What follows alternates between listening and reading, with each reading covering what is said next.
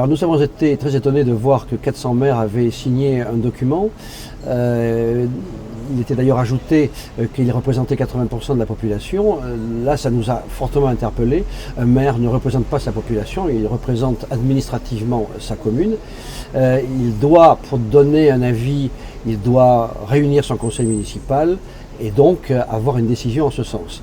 Donc, à ces 400 maires qui ont signé, gloire d'ailleurs aux 20% qui ont résisté, à ces 400 maires, nous répondons par 400 citoyens de la Dordogne qui auront autant de droits que ces maires isolés dans leur signature, qui vont demander un rendez-vous au président de la République pour dire que les demandes du conseil départemental sont infondées. On ne peut pas demander à un président de la République d'influencer une décision de justice. La Constitution l'interdit formellement au nom du principe de la séparation des pouvoirs. Il faut que les citoyens de Dordogne comprennent que l'État peut condamner l'État. Effectivement, l'État s'est trompé en donnant une autorisation pour ce chantier. Donc, à mon avis, le futur judiciaire de ce dossier, c'est que le Conseil d'État va confirmer sa décision. Et donc, le chantier de Benac va rester ce qu'il est jusqu'à sa démolition. Moi, j'admire ce qu'en fait le président du Conseil départemental, un site touristique. Au fond, je pense que Lascaux, Benac, c'est la même chose. Et je me prends à rêver.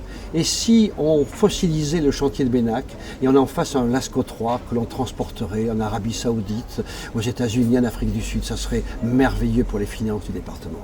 On a constaté en 2017 qu'il y avait une volonté de dégagisme très profond.